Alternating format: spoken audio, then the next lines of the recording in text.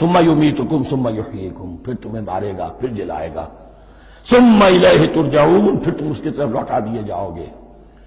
اور اب اس کے بعد جو آخری آیت ہے، هو الذی خلق لکم ما فی الارض جمیعا، اس نے تمہارے لیے بنایا ہے جو کچھ بھی زمین میں ہے۔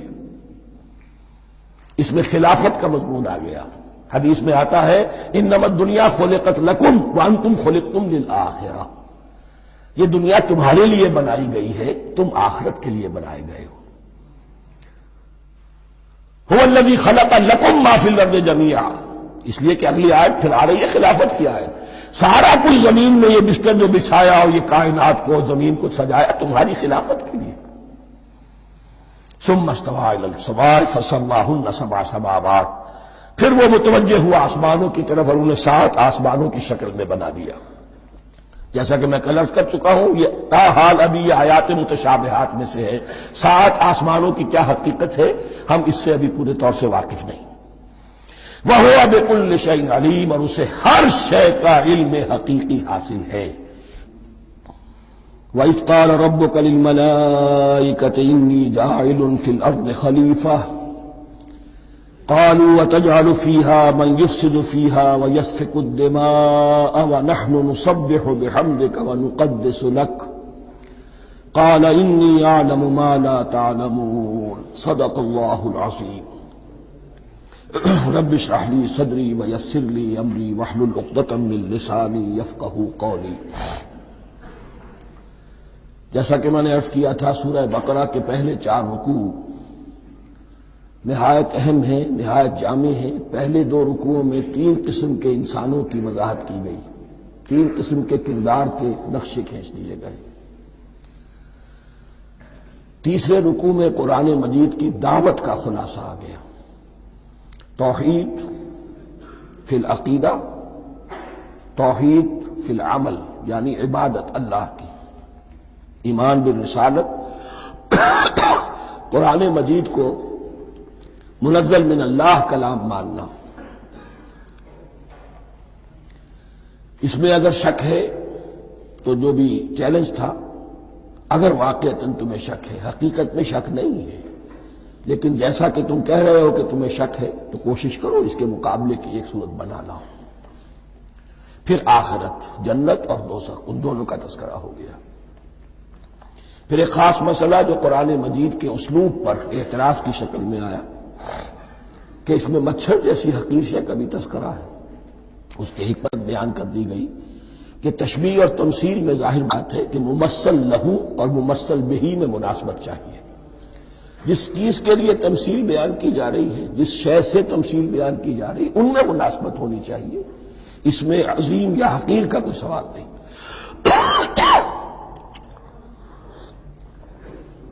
پھر یہ بات کہ جن لوگوں کے دلوں میں زیغ ہے، کجی ہے، وہ اس قرآن سے بھی ان کی ضلالت میں، گمراہی میں اضافہ ہوگا۔ جو لوگ طالب حق ہیں ان کو یہ قرآن مجید ہدایت دے گا، اور کن کو اللہ گمراہ کرتا ہے؟ جو سرکش ہے، جو نمبر 1 اللہ سے جو عہد کر کے دنیا میں آئے تھے اس کی خلاف ورزی کر رہے ہیں اور صلہ رحمی کے بجائے قطع رحمی کرتے ہیں۔ اس کے بعد ایک بہت اہم فلسفیانہ بات آ گئی، اور اسی کے ضمن میں میں نے اصل میں یہ ساری بات دہرائی ہے۔ میں نے کہا تھا کہ یہ بات واضح ہوگی آگے جا کر سورہ غافر میں۔ پھر ذہن میں لائیے کہ جب یہ صورت نازل ہوئی ہے، سورہ غافر نازل ہو چکی تھی، لہذا یہاں اجمالی تذکرہ ہے، وہاں تفصیلی تذکرہ ہے۔ اہل جہنم کا قول نقل ہوا ہے، ربنا امتنا اثنتین واحییتنا اثنتین فاعترفنا بذنوبنا فہل الی خروج من سبیل۔ اے اللہ، تو نے 2 مرتبہ ہم پر موت وارد کی، 2 مرتبہ ہمیں زندہ کیا، اب ہم نے اپنے قصور تسلیم کر لیے، تو اب یہاں سے بھی کوئی اور مرحلہ ہے یا نہیں؟ یہاں سے نکلنے کا بھی کوئی راستہ ہے یا نہیں؟ اس سے حقیقت یہ واضح ہوئی، انسان کی تخلیق اول ہوئی عالم ارواح میں، صرف ارواح کی حیثیت سے، اور حدیث میں آتا ہے الارواح جنود مجندہ، لشکروں کی شکل، تمام انسان ان سے عہد لیا گیا الست بربکم قالوا بلا، پھر سلا دیا گیا ارواح کو۔ یہ گویا کہ پہلی موت تھی جو ہم گزار آئے۔ پھر عالم خلق کا مرحلہ آیا۔ عالم خلق میں یہ تناسل کے ذریعے سے رحم مادر میں جب ایک جنین تیار ہوتا ہے تو ایک حدیث ہے حضرت عبداللہ ابن مسعود سے، 4 مہینے کا جب جنین ہو جاتا ہے تو اس کے بعد وہ روح لا کر اس میں پھونک دی جاتی ہے۔ یہ گویا کہ احیاء اولا ہو گیا، پہلی مرتبہ کا زندہ کیا جانا، پہلی موت کی نیند سے جگا دیا گیا۔ اے تازہ واردان بساط ہوائے دل، اب ہم اس دنیا میں اس جسد کے ساتھ زندہ ہوئے، اب پھر موت آئے گی، جسد یہی چلا جائے گا جہاں سے آیا تھا، روح جہاں سے آئی تھی وہاں واپس جائے گی۔ ثم یمیتکم ثم یحییکم ثم الیہ ترجعون، پھر تمہیں اللہ کی طرف لوٹا دیا جائے گا۔ یہ ہے بہت گہرا نقطہ فلسفہ دین کا۔ اس کے بعد مضمون شروع ہو رہا ہے خلافت کا، جس کا اجمالی جو ہے تذکرہ تیسرے رکوع کی آخری آیت میں آ گیا۔ هو الذی خلق لکم ما فی الارض جمیعا، زمین میں جو کچھ ہے اے انسانوں تمہارے لیے پیدا کیا گیا۔ اسی کے ساتھ جڑتا ہوا مضمون اب خلافت کا آ رہا ہے۔ وَإِذْ قَالَ رَبُّكَ لِلْمَلَائِكَةِ إِنِّي جَاعِلٌ فِي الْأَرْضِ خَلِيفَةً، اور یاد کرو جب کہ کہا تھا تمہارے رب نے فرشتوں سے، میں بنانے والا ہوں زمین میں ایک خلیفہ۔ اب خلیفہ کی حقیقت کو سمجھیے، خلیفہ کسے کہتے ہیں؟ نائب۔ عام طور پر لوگوں کو مغالطہ ہوتا ہے کہ خلیفہ جانشین جو ہے وہ تو کسی کے موت کے بعد ہوتا ہے، زندگی میں تو نہیں ہوتا۔ لیکن یہاں اصل میں ہمارے لیے بہت آسان ہے، انسان کی جو اصل حقیقت ہے اس دنیا میں اس کو سمجھنے کے لیے یوں سمجھیے کہ ہم آج سے 50 سال پہلے انگریز کے غلام تھے، ہمارا بادشاہ یا ملکہ انگلستان میں تھا یا تھی، دہلی میں وائس رائے ہوتا تھا۔ وائس رائے کا کام کیا ہے؟ جو حکم آیا ہے ہز میجسٹیز گورنمنٹ کا یا ہر میجسٹیز گورنمنٹ کا جو حکم آیا ہے بلا چون و چرا، بغیر کسی تغیر اور تبدل کے نافذ کرے۔ ہاں جہاں کوئی حکم وہاں سے نہیں ہے تو یہاں کے حالات میں بہترین اپنی رائے قائم کرے، غور و فکر کرے، یہاں کی مصلحتیں کیا ہے، جو چیز بھی امپائر کی مصلحت میں ہو اس کے مطابق فیصلہ کر سکتا ہے۔ بین ہی یہی رشتہ ہے۔ اللہ ہے لیکن اللہ نے اپنے آپ کو غیب کے پردے میں چھپا لیا ہے۔ زمین پر انسان ہے، اب انسان کا کام یہ ہے جو ہدایت آ رہی ہے اللہ کی طرف سے اس پر تو بے چون و چرا عمل کرے۔ جہاں کوئی ایکسپریس ہدایت نہیں ہے، کوئی واضح ہدایت نہیں ہے، وہاں اپنے بیسٹ ججمنٹ کو ایکسرسائز کرے، اسی کا نام اجتہاد ہے۔ غور و فکر کرے، سوچے، اور جو بات روح دین کے زیادہ سے زیادہ مطابقت رکھنے والی ہو اس کو اختیار کرے۔ بین ہی یہی رشتہ ہے در حقیقت، رشتہ خلافت کہ جو اللہ اور انسان کے مابین ہے۔ اب یہ جو دی گئی ہے یہ حیثیت تمام انسانوں کو دی گئی ہے، پوٹینشلی ہر انسان اللہ کا خلیفہ ہے، لیکن جو اللہ کا باغی ہو جائے، جو خود حاکمیت کا مدعی ہو گیا، گویا کہ وہ باغی ہے۔ اب اگر شاہ جہاں بادشاہ تھا، اس کا کوئی ولی عہد تھا، اور ولی عہد جو ہے صبر نہیں کر سکتا، اپنے باپ کی زندگی ہی میں بغاوت کر دیتا ہے، حکومت حاصل کرنا چاہتا ہے، تو اب وہ کیا ہے؟ واجب القتل ہے۔ جو لوگ بھی حاکمیت کے مدعی ہو گئے، ویسے تو حقیقت واجب القتل ہے، لیکن دنیا میں مہلت دی ہے اللہ نے، یہ دار الامتحان ہے، فوراً قتل نہیں کرتا، فوراً ختم نہیں کرتا۔ وَلَوْلَا كَلِمَةٌ سَبَقَتْ مِنْ رَبِّكَ إِلَىٰ أَجَلٍ مُّسَمًّى لَقُضِيَ بَيْنَهُمْ، اگر یہ پہلے بات طے نہ ہو چکی ہوتی، ایک وقت معین تک کے لیے انہیں مہلت اللہ نے نہ دی ہوتی تو اللہ فیصلہ چکا دیتا، لیکن مہلت دی ہے۔ لیکن کم سے کم اتنی سزا ملتی ہے کہ اب وہ خلافت کے حق سے محروم کر دیے گئے۔ گویا کہ اب خلافت دنیا میں ہوگی خلافت المسلمین، صرف وہی شخص کہ جو اللہ کو مانے اپنا حاکم مطلق وہ خلافت کا اہل ہے۔ تو یہ چند باتیں خلافت کی اصل حقیقت کے ضمن میں یہیں پر سمجھ لیجیے۔ وَإِذْ قَالَ رَبُّكَ لِلْمَلَائِكَةِ إِنِّي جَاعِلٌ فِي الْأَرْضِ خَلِيفَةً قَالُوا أَتَجْعَلُ فِيهَا مَن يُفْسِدُ فِيهَا وَيَسْفِكُ الدِّمَاءَ وَنَحْنُ نُسَبِّحُ بِحَمْدِكَ وَنُقَدِّسُ لَكَ۔ اور یاد کرو جبکہ تمہارے رب نے کہا تھا فرشتوں سے کہ میں زمین میں خلیفہ بنانے والا ہوں، تو انہوں نے کہا کہ کیا تو بنائے گا اس میں جو فساد مچائے گا اس میں اور خوریزی کرے گا۔ وَنَحْنُ نُسَبِّحُ بِحَمْدِكَ وَنُقَدِّسُ لَكَ، ہم آپ کی تسبیح اور تحمید اور آپ کی تقدیس میں لگے ہوئے ہیں۔ قَالَ إِنِّي أَعْلَمُ مَا لَا تَعْلَمُونَ، فرمایا میں جانتا ہوں جو تم نہیں جانتے۔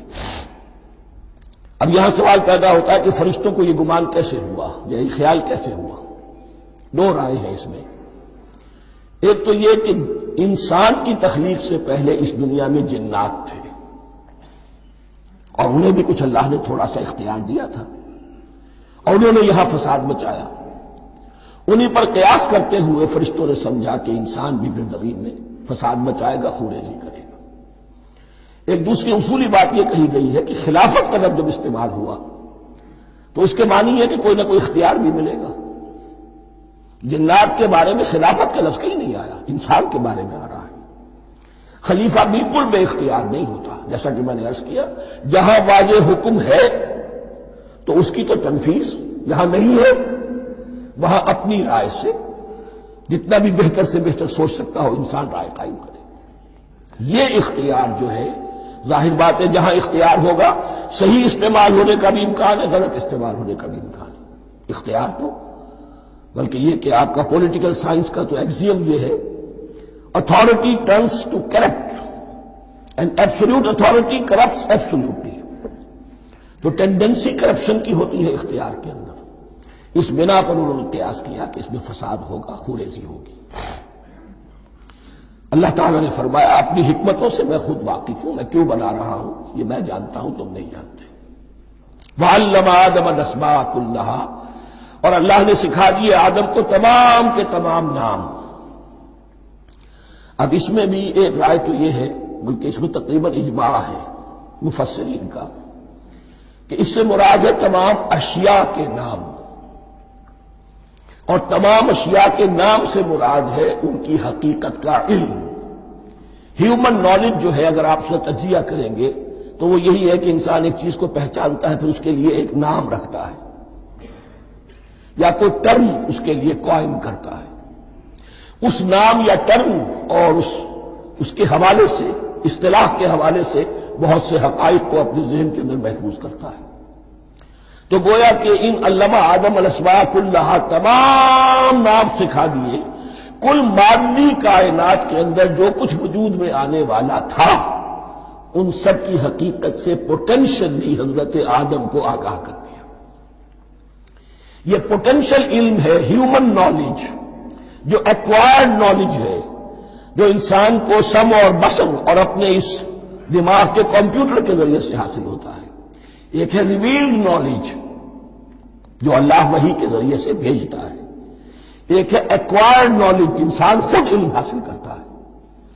اس نے آنکھوں سے دیکھا، کان سے سنا، نتیجہ نکالا اور اس کمپیوٹر نے اس کو پروسیس کیا، اس نتیجے کو کہیں میموری کے اندر سٹور کر لیا۔ یہ کمپیوٹر ہے بہت بڑا۔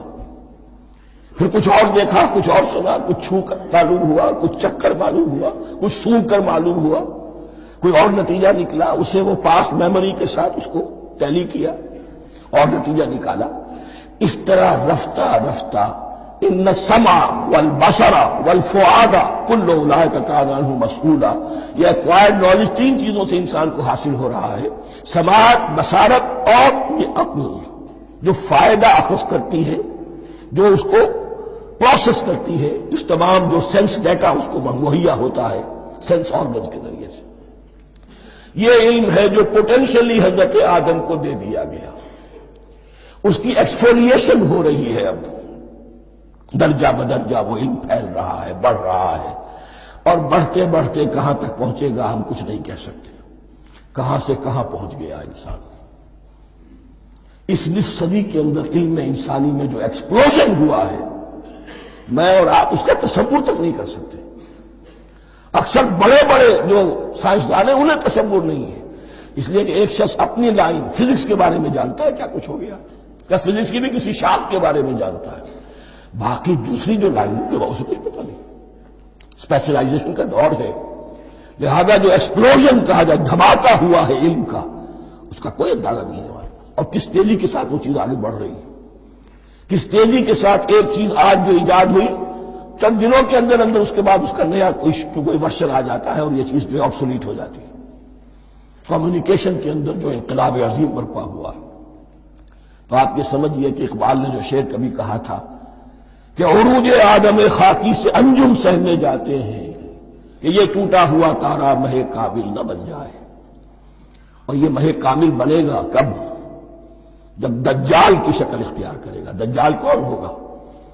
جو ان تمام قواعد طبیعہ کے اوپر قابو پا لے گا، جب چاہے گا جہاں چاہے گا بارش برسائے گا، رزق کے تمام خزانے اپنے ہاتھ میں لے لے گا، جو اس کے اوپر ایمان لائے گا اسی کو ملے گا، کسی اور کو نہیں ملے گا. اس کی آواز پوری دنیا میں سنائی دے گی، وہ چند دنوں کے اندر پوری دنیا کا چکر لگا لے گا. یہ ساری چیزیں جو حدیث میں دجال کے بارے میں آئی ہیں وہ اسی علم آدم ایکوائرڈ نالج کے اس حد کو پہنچ جانا کہ وہ ٹوٹل مسٹریز نیچر کی جو ہے وہ اس پر منکشف ہو جائے اور ان قواعد طبیعہ کو وہ ہارنس کر لے، قابو میں لے آئے اور انہیں استعمال کرے. کبھی جب ہمارے کسی بہت 200-300ویں کوئی پیڑھی میں کوئی ہمارے جد امجد ہوں گے جنہوں نے کوئی چٹان دیکھی کہ گری، پتھر پر پتھر ٹکرایا تو آگ اس میں سے شعلہ نکلا، اس کا یہ مشاہدہ کافی ہو گیا آگ پیدا کرنے کے لیے. پتھروں کو ٹکراؤ آگ پیدا کر لو. یہ اس دور کی سب سے بڑی ایجاد تھی، آگ، انرجی. اب وہ انرجی کہاں سے کہاں پہنچی؟ وہ آگ نے بھاپ کی شکل اختیار کی، پھر ہم نے بجلی ایجاد کی، اور کب کیا ہے ایٹمک انرجی ہے اور ڈبل کیا کیا ہے اللہ عالم. ان تمام چیزوں کا تعلق ہے خلافت ارضی کے ساتھ. لہذا فرشتوں کو جو بتایا گیا وہ یہ ہے کہ آدم کو علم بھی دیا جا رہا ہے، صرف اختیار ہی نہیں دیا جا رہا، علم دیا جا رہا ہے. وَعَلَّمَ آدَمَ الْأَسْمَاءَ كُلَّهَا ثُمَّ عَرَضَهُمْ عَلَى الْمَلَائِكَةِ، پھر ان تمام اشیاء کو پیش کیا فرشتوں کے سامنے. فَقَالَ أَنبِئُونِي بِأَسْمَاءِ هَؤُلَاءِ، اور فرمایا کہ مجھے بتاؤ ان چیزوں کے نام، ان کنتم صادقین، اگر تم سچے ہو. قالوا سبحانك لا علم لنا الا ما علمتنا، انہوں نے کہا پروردگار تو پاک ہے ہر نقص سے، ہر عیب سے، ہر ضعف سے، ہر احتیاج سے، مبرہ ہے، منزہ ہے، اعلیٰ ہے، ارفع ہے. لا علم لنا الا ما علمتنا، ہمیں کوئی علم حاصل نہیں سوائے اس کو جو تو نے ہمیں سکھا دیا ہے. اس کی تعبیر یہی بہتر معلوم ہوتی ہے کہ ملائکہ کی حیثیت در حقیقت اس کائناتی جو حکومت ہے اللہ کی، آفاقی حکومت، اس کے کارندوں کی ہے، یہ اس کے سول سرونٹس ہیں. تو ہر ایک کو صرف اس کے شعبے کے متعلق علم دیا گیا ہے، علم جامع نہیں ہے. تمام چیزوں کا علم یہ معلوم کرنے کی استعداد ان کے پاس نہیں ہے. کوئی فرشتہ فرض کیجئے بارش کے اوپر مامور ہے، کوئی پہاڑوں پر مامور ہے، جس کا ذکر سیرت میں آتا ہے کہ جب طائف میں حضور پر پتھراؤ ہوا ہے تو اس کے بعد ایک فرشتہ حاضر ہوا ہے کہ میں ملک الجبال ہوں، اللہ نے مجھے پہاڑوں پر مامور کیا ہوا ہے. آپ اگر فرمائیں تو جن لوگوں نے آپ کو ستایا ہے، یہ جو طائف جن دو پہاڑوں کے درمیان یہ وادی ہے، ان کو آپس میں ٹکرا دو کہ یہ پس کر اور سرما بن جائے. آپ نے فرمایا نہیں، کیا عجب، اللہ تعالیٰ ان کی اگلی نسلوں کو ہدایت دے دے. تو فرشتے ہیں، کوئی پہاڑوں پر مامور ہے، کوئی کسی خدمت پر مامور ہے، ان کو علم دیا گیا ہے صرف انہی کی اپنی جو بھی فرائض منصبی ہیں ان کے شعبے سے متعلق، کل نہیں. جامعیت جو ہے علم کی وہ ہے کہ جو حضرت آدم علیہ السلام کو پوٹینشلی دے دی گئی اور جو اب بڑھتے بڑھتے ایک بہت تراور درخت بن چکا ہے. سبحانک لا علم لنا الا ما علمتنا انک انت العلیم الحکیم. یقیناً آپ ہی کی ذات ہے جو کل کے کل علم کی حامل ہے اور جس کے اوپر حکمت بھی، جس کی حکمت بھی کامل ہے. باقی تو ہر مخلوق میں سے ہر ایک کا علم ناقص رہے گا. العلیم، کل علم کا جاننے والا تو ہی ہے. الحکیم، کل حکمت وہ تو تیرے ہی پاس ہے.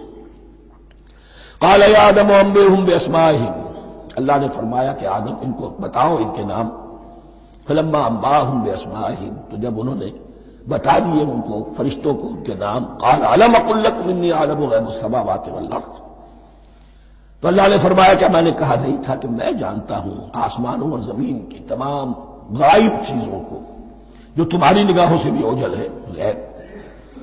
میں ہر شے کا جاننے والا ہوں. وَأَعْلَمُ مَا تُبْدُونَ وَمَا كُنتُمْ تَكْتُمُونَ، اور میں جانتا ہوں جو کچھ تم ظاہر کر رہے تھے، جو کچھ تم چھپا رہے تھے. چھپانے میں محسوس ہوتا ہے کہ ان کی خواہش یہ تھی کہ خلافت ہمیں ملے. ہم خدام ادب ہیں، ہر وقت تسبیح و تحمید اور تقدیس میں مصروف ہیں، جو حکم ملتا ہے بجا لاتے ہیں. تو یہ خلافت کسی اور مخلوق کو کیوں ملے؟ یہاں صرف یہ اور بتا دوں کہ یہ چونکہ اب ایک تیسری مخلوق کا ذکر بھی بعد میں آئے گا. 3 صاحب تشخص مخلوقات ہیں اللہ کی. صاحب تشخص، صاحب شعور، جن میں کا شعور ہے. انا، میں. ایک ملائکہ ہے، ان کی تخلیق نور سے ہوئی ہے. ایک انسان ہے جن کی تخلیق گارے سے ہوئی ہے. ایک جنات ہیں جن کی تخلیق آگ سے ہوئی ہے. باقی حیوانات ہیں، ان میں شعور تو ہے، خود شعوری نہیں ہے. Self consciousness, there is a world of difference between consciousness and self consciousness. انسان جب دیکھتا ہے تو اس کو یہ بھی معلوم ہے میں دیکھ رہا ہوں. کتا بلہ دیکھتا ہے، اسے یہ اندازہ نہیں ہوتا کہ میں دیکھ رہا ہوں. دیکھنے کا ایک نتیجہ ہے جو نکل آتا ہے، لیکن میں کا وجود نہیں ہے. یہ انا، سیلف، ایگو، یہ انسان میں ہے، جنات میں ہے، شعور میں، اور فرشتوں میں ہے. ایک نوری مخلوق، ایک ناری مخلوق، ایک زمین کے اس کرسٹ میں یہ جو مٹی اور گارے، مٹی کا اور پانی کا جو ملغوبہ ہے گارے کی شکل میں، اس سے بنا ہے.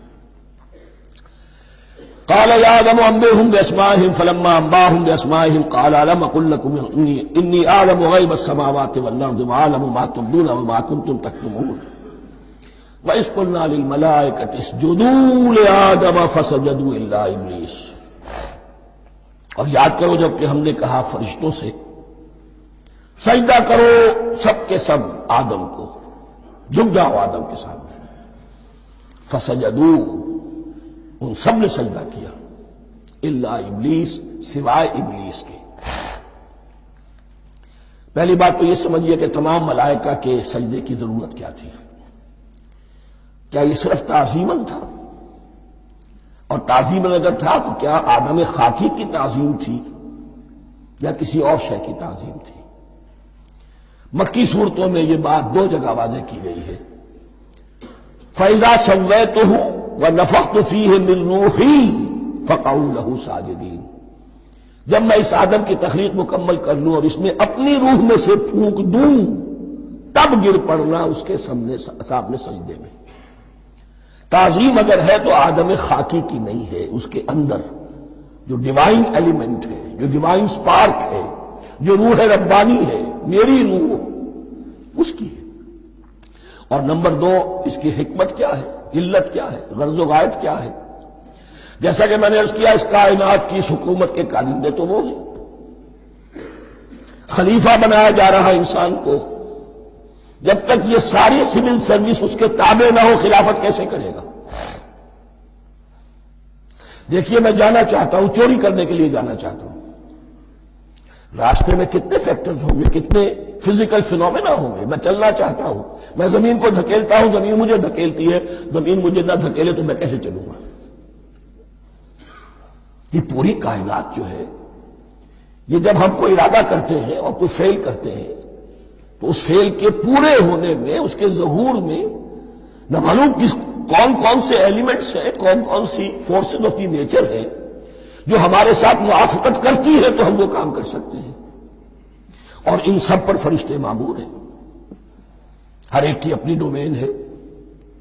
اگر وہ تابع نہ ہوں تو خلافت کی کوئی معنی نہیں.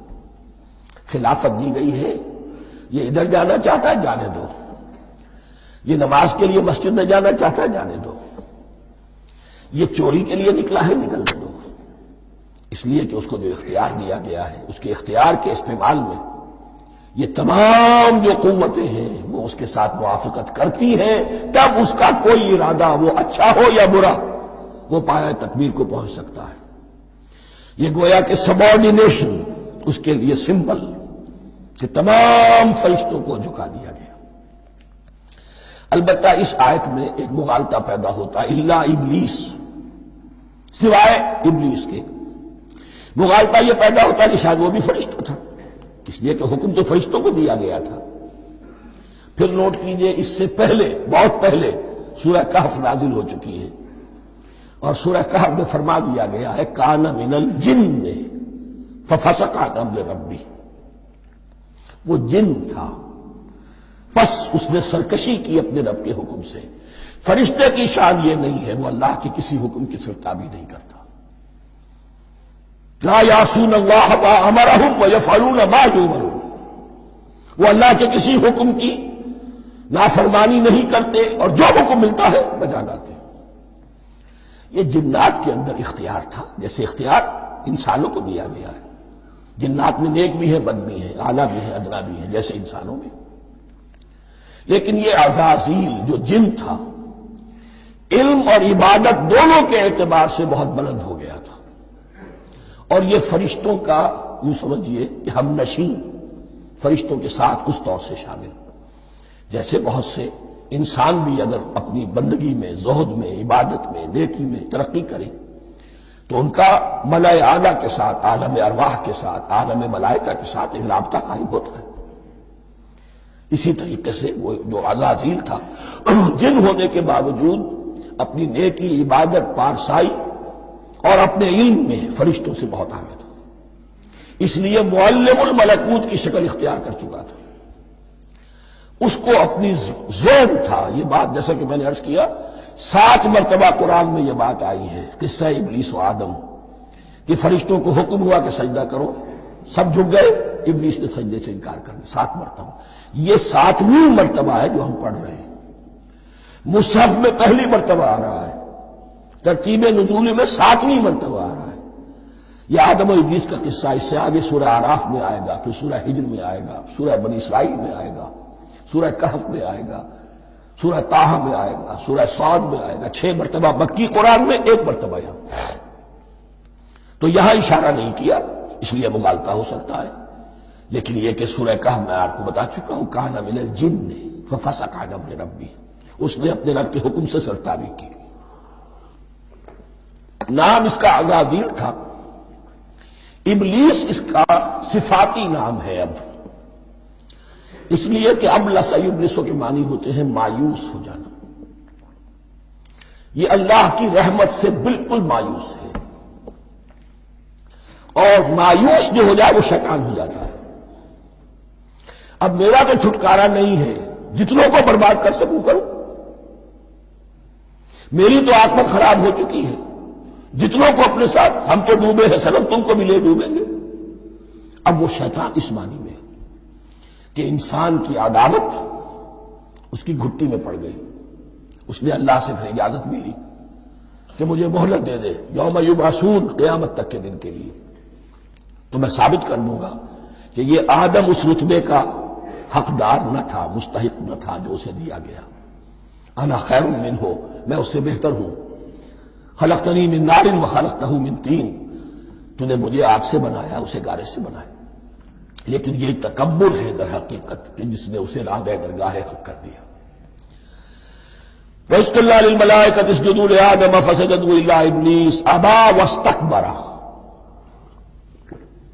ابا، اس نے انکار کیا، واستکبر، اور تکبر کیا، استکبار کیا. وَكَانَ مِنَ الْكَافِرِينَ. کانا عربی زبان میں 2 طرح کا ہوتا ہے، تامہ، ناقصہ. ایک معنی یہ ہو سکتے ہیں کہ ہو گیا، اب اپنے اس استکبار اور انکار کی وجہ سے کان من الکافرین، وہ کافروں میں سے ہو گیا۔ ایک کانا تامہ ہوتا تھا ہی کافروں میں سے، یعنی اس کے اندر سرکشی چھپی ہوئی تھی، اب ظاہر ہو گئی۔ یہ معاملہ ہوتا ہے، کسی شخص کی بدنیت ہی اس کے اوپر پردے پڑے رہتے ہیں نیکی کے، زہد کے، کسی خاص وقت میں آ کر وہ ننگا ہو جاتا ہے، اور جو اس کے اندر تھا اصل، اس کی حقیقت، وہ سامنے آ جاتی ہے۔ اس کا امکان ہے، تو دونوں معنی اس کے ہو سکتے ہیں۔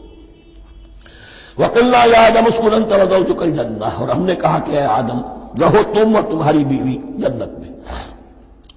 اب یہ جنت کون سی ہے؟ اکثر حضرات کے نام کر کے نزدیک یہ جنت کہیں آسمان ہی میں تھی، آسمان ہی میں حضرت آدم کی تخلیق ہوئی۔ البتہ یہ سب مانتے ہیں کہ ایک وہ جنت الفردوس جو ہے، جس میں جانے کے بعد پھر واپس نکلنے کا کوئی امکان نہیں، یہ وہ جنت نہیں ہے جس میں کہ آخرت میں لوگوں کو جا کر داخل ہونا ہے، اس میں داخل ہونے والے کے نکلنے کا کوئی امکان نہیں۔ ایک رائے یہ بھی ہے، میرا رجحان اس رائے کی طرف ہے، تخلیق آدم اسی زمین پر ہوئی ہے۔ وہ جن مراحل سے گزری ہے تخلیق، وہ ایک علیحدہ مسئلہ ہے۔ بایولوجی اور وحی دونوں اس پر متفق ہیں کہ مٹی سے، کرسٹ آف دی ارتھ سے انسان بنا ہے، اس پر اتفاق ہے، قرآن کا بھی اور بایولوجی کا بھی، جدید علم الحیوانات کا بھی، علم الحیات کا۔ سٹیجز کیا ہیں اس میں اختلاف ہو سکتا ہے، اس کو چھوڑ دیجئے، وہ اس وقت کا بحث نہیں۔ یہی کسی اونچے مقام پر کوئی سرسبز و شاداب علاقہ تھا جہاں حضرت آدم کو رکھا گیا، جہاں ہر طرح کے میوے تھے، ہر شے، لا تظمأ فیہا ولا تضحیٰ، نہ اس میں بھوک لگے گی، نہ دھوپ تمہیں ستائے گی، ہر طرح کی چیز تمہیں فراہم ہے۔ وہاں رکھے گئے ہیں صرف ایک ڈیمانسٹریشن کے لیے کہ انہیں نظر آ جائے کہ شیطان میرا دشمن ہے، وہ مجھے ورغلائے گا، طرح طرح سے میرے اندر وسوسہ اندازی کرے گا، میرے اور میری اولاد کے، صرف ایک ڈیمانسٹریشن۔ اس کی مثال یوں سمجھیے کہ سلیکشن تو ہو گیا، سی ایس پی گریڈ میں کوئی شخص آ گیا ہے، لیکن اب وہ سول سروس اکیڈمی میں رکھا جا رہا ہے۔ تو یہ کوئی اکیڈمی ہو سکتا ہے اسی زمین پر، وہ صرف بتانا یہ تھا کہ تمہیں معلوم ہو جائے کہ یہ شیطان تمہارا دشمن ہے۔ اس لیے کہ اس میں جو ایک لفظ حبوط کا آ رہا ہے، وہ حبوط صرف ایک ہی معنی میں نہیں ہوتا، دوسری معنی میں بھی ہے۔ واللہ عالم، یہ چیزیں پھر متشابہات میں رہیں گی، اس لیے ان کے بارے میں کوئی ایک رائے دوسری رائے، اس کے لیے ذہن سے، عقل سے بات کر کے ایک یا دوسری رائے اختیار کر سکتے ہیں۔ وَقُلْنَا يَا آدَمُ اسْكُنْ أَنْتَ وَزَوْجُكَ الْجَنَّةَ، اور ہم نے کہا کہ رہو اے آدم تم بھی اور تمہاری بیوی بھی باغ میں، اس باغ میں، الجنہ، اس باغ میں، گویا کہ اشارہ کیا جا رہا ہے۔ وَكُلَا مِنْهَا رَغَدًا حَيْثُ شِئْتُمْ، اور کھاؤ اس میں سے با فراغت جہاں سے چاہو، ہر طرح کا پھل ہے کھاؤ۔ وَلَا تَقْرَبَا هَٰذِهِ الشَّجَرَةَ، یہاں پہ اس درخت کا نام نہیں دیا گیا، اشارہ اس درخت کے قریب مت جانا۔ فَتَكُونَا مِنَ الظَّالِمِينَ، تو تم ظالموں میں سے ہو جاؤ گے، تم حد سے گزرنے والوں میں سے ہو جاؤ گے۔ اب اس کی بھی حکمت سمجھیے کہ چونکہ ڈیمانسٹریشن کرانی ہے کہ تمہیں کسی چیز سے، ہزار چیزیں مباح ہیں دنیا میں، چند چیزیں پینے کی حرام ہیں، اب تم اگر ان ہزار مباح چیزوں کو چھوڑ کر حرام چیز کو پیتے ہو تو یہ تمہارا اختیار ہوا، جبکہ اللہ تعالیٰ نے مباحات کا دائرہ بہت وسیع رکھا ہے۔ جس سے چاہو چند رشتے ہیں جو بیان کر دیے گئے، یہ حرام ہے، محرمات ہے، ابدیہ ہیں، ان سے تو شادی نہیں ہو سکتی، باقی کسی مسلمان عورت سے دنیا کے کسی کونے میں وہ شادی کر سکتے، کروڑوں کے آپشنز آپ کے لیے خالی کھلے ہیں، لیکن پھر بھی انسان شادی نہ کرے، زنا کرے، یہ گویا کہ اس کی اپنی خباثت نفس ہے۔ ایک نہیں، دو دو، تین تین، چار چار کر شادی کرو، اجازت ہے تمہیں۔ تو اس اعتبار سے مباحات، اب یہ پورا باغ تمہارے لیے مباح ہے، بس ایک درخت ہے اس کے پاس نہ جانا، اور درخت کا نام لینے کی کوئی ضرورت نہیں، تو آزمائش تھی نا، صرف ایک آزمائش اور اس کی ڈیمانسٹریشن۔ فَأَزَلَّهُمَا الشَّيْطَانُ عَنْهَا، تو پھسلا دیا ان دونوں کو شیطان نے اس درخت کے بارے میں۔ اب وہ کس کس طریقے سے پھسلایا، یہ بھی جیسا کہ میں نے عرض کیا 6 مرتبہ چونکہ یہ قصہ آ چکا ہے، اس کی آپ کو سورہ طٰہٰ میں تفصیل ملے گی۔ کس کس طریقے سے پھسلایا اور اس بات کے لیے تیار کیا. فَأَخْرَجَهُمَا مِمَّا كَانَا فِيهِ، تو نکلوا دیا ان دونوں کو اس کیفیت میں سے جس میں کہ وہ تھے. وہ کیفیت کہ نہ کوئی مشقت ہے نہ کوئی محنت ہے، اور انسان کو ہر طرح کا اچھے سے اچھا پھل مل رہا ہے، تمام ضروریات فراہم ہیں، اور خاص کوئی حلہ جنت ہے جس کا کہ لباس بھی عطا کیا گیا ہے. لیکن ان کیفیات سے اب نکال کر اب جسے آپ کہیں گے بٹر فیکٹس آف لائف، اچھا اب جاؤ، یہ ڈیمانسٹریشن کرنی تھی، ہو گئی. شیطان تمہارا دشمن ہے، تمہارا اور تمہاری نسل کا، شیطان لعین، اور وہ تمہیں پھسلائے گا جیسے آج پھسلایا ہے. تم آگاہ رہنا اس کی شرارتوں سے. ان الشیطان لکم عدو فاتخذوہ عدوا، یہ شیطان تمہارا دشمن ہے، اسے اپنا دشمن ہی سمجھو. لیکن یہ ہے کہ اگر کچھ لوگ اسے دوست بنا لیں، اس کے ایجنٹ بن جائیں، اس کے کارندے بن جائیں، یہ ان کا چوائس ہے جس کی سزا انہیں ملے گی. فَأَخْرَجَهُمَا مِمَّا كَانَا فِيهِ وَقُلْنَا اهْبِطُوا بَعْضُكُمْ لِبَعْضٍ عَدُوٌّ، اور ہم نے کہا اترو، تم سب ایک دوسرے کے دشمن ہوگے. اب یہ چونکہ جمع کا صیغہ آیا ہے، ایک دوسرے کے دشمن ہوگے، تو ایک دشمنی تو شیطان اور آدم اور ذریت آدم کی ہے. ایک اور دشمنی بھی ہے جو انسان میں مرد اور عورت کے مابین ہے. عورت بھی پھسلاتی ہے، غلط راستے پر ڈالتی ہے. مرد عورتوں کو گمراہ کرتے ہیں، عورتیں مردوں کو گمراہ کرتی ہیں. قرآن مجید میں کہا گیا یا ایھا الذین آمنوا ان من ازواجکم واولادکم عدوا لکم فاحذروہم. اہل ایمان چوکنے رہو، چوکس رہو، تمہاری بیویوں اور اولاد میں سے تمہارے دشمن ہیں، بچ کر رہو. کیپ الرٹ، کہیں ان کی محبت تمہیں راہ حق سے منحرف نہ کر دے. تم ایک اچھا کام کرنا چاہتے ہو، بیوی رکاوٹ بن گئی، بیوی کو اچھا کام کرنا چاہتی، شوہر رکاوٹ بن گیا، تو یہ محبت نہیں ہے، یہ عداوت ہے. اس حوالے سے بعضکم لبعض عدو ولکم فی الارض مستقر ومتاع الی حین، اور تمہارے لیے اب زمین میں مستقر ہے، جائے قیام ہے، اور متاع ہے، ضرورت کی چیزیں ہیں ہم نے فراہم کر دی ہیں.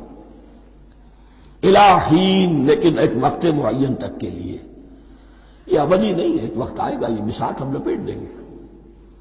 یوم نطوی السماء کطی السجل للکتب، جس دن کے ہم تمام فضاؤں کو اور تمام خلاؤں کو، تمام آسمانوں کو اس طرح لپیٹ لیں گے جیسے کتابوں کا تبار لپیٹ لیا جاتا ہے. ایک وقت آئے گا. یہ تخلیق الی اجل مسمى ہے، الی حین ہے. فتلقى آدم من ربہ کلمات فتاب علیہ، تو سیکھ لیے، حاصل کر لیے آدم نے اپنے رب سے کچھ کلمات، تو اللہ نے ان کی توبہ قبول کر لی. اب اس کی وضاحت سورہ اعراف میں ہے. یہ تو چونکہ پس منظر میں وہ 2/3 قرآن موجود ہے، اس کی وضاحت کیا ہے کہ حضرت آدم میں سخت پشیمانی پیدا ہوئی ہے، میں نے کیا کیا، مجھ سے خطا سرزد ہو گئی، اللہ کے حکم کی میں نے خلاف ورزی کی. لیکن ان کے پاس الفاظ نہیں تھے کن الفاظ میں اللہ سے استغفار کریں، کن الفاظ میں اللہ سے معافی چاہے. اللہ کی رحمت یہ ہوئی کہ اللہ نے الفاظ انہیں خود تلقین فرما دی. یہ اللہ کی شان رحیمی ہے. اصل شے جو ہے وہ انسان کے اندر گناہ پر ندامت کا پیدا ہو جانا ہے، یہ اصل توبہ ہے. علامہ اقبال نے جو بڑی اپنی آغاز عنفوان شباب میں جو اشعار کہے تھے، ان میں سے ایک شعر کو سن کر پھڑک اٹھے تھے اس وقت کے اساتذہ بھی. موتی سمجھ کے شان کریمی نے چن لیے، قطرے جو تھے میرے عرق انفعال کے. انفعال کہتے ہیں شرمندگی کو.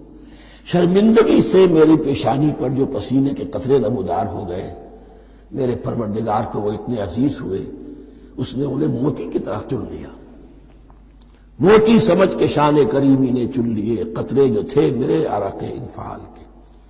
تو فتلقى آدم من ربہ کلمات، ان پر پچھتاوا ہوا، ندامت ہوئی، اللہ نے انہیں وہ الفاظ کیا تھے؟ وہ سورہ اعراف میں ہیں، ربنا ظلمنا انفسنا وان لم تغفر لنا وترحمنا لنکونن من الخاسرین۔ اے اللہ، ہم نے اپنی جانوں پر ظلم کیا ہے، اور اگر تو نے ہمیں بخش نہ دیا اور رحم نہ فرمایا تو ہم تو خسارہ والوں میں ہو جائیں گے، تباہ ہو جائیں گے، برباد ہو جائیں گے۔ یہی پر فوری تقابل موجود ہے۔ غلطی ابلیس سے بھی ہوئی، حکم سے سرتابی ہوئی، لیکن اس پر ندامت نہیں ہوئی، تکبر کی بنا پر اور اکڑ گیا، انا خیر منہ۔ غلطی آدم سے بھی ہوئی، نافرمانی ہوئی، لیکن اس پر پشیمان ہوئے اور توبہ کی۔ وہ شیطنت ہے، یہ آدمیت ہے، ورنہ کوئی انسان گناہ سے اور معصیت سے مبرہ نہیں ہے۔ حضور کی ایک حدیث ہے، کلو بنی آدم کلکم خطاؤون، کلو بنی آدم خطاؤون وخیر الخطائین التوابون۔ آدم کے تمام اولاد، تمام انسان خطا کار ہیں، ان خطا کاروں میں بہتر وہ ہیں، اچھے وہ ہیں جو توبہ کرتے ہیں۔ تو یہاں حضرت آدم سے غلطی ہوئی، انہوں نے توبہ کی، پشیمانی ہوئی، ندامت ہوئی، اس نے کی اور اس پر جم گیا، اصرار کیا۔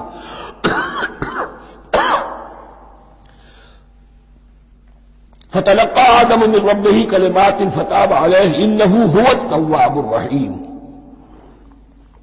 یقیناً وہی تو ہے بہت توبہ کو قبول فرمانے والا اور بہت رحم فرمانے والا۔ یہ نوٹ کیجئے گا، توبہ کا لفظ دونوں طرف سے آتا ہے، بندہ بھی تواب، وخیر الخطائین التوابون، تواب بندے بھی ہو گئے، تواب اللہ بھی ہے۔ اس کی اصل حقیقت کیا ہے؟ بندے نے خطا کی اور دور ہو گیا اللہ سے، اللہ نے اپنی رحمت کی نگاہ اس سے پھیر لی۔ بندے نے توبہ کی، اللہ پھر اپنی رحمت کے ساتھ اس کی طرف متوجہ ہو گیا۔ توبہ کے معنی پلٹنا۔ بندہ معصیت سے توبہ کر کے اپنی اصلاح کی طرف، بندگی کی طرف، اطاعت کی طرف پلٹ آیا۔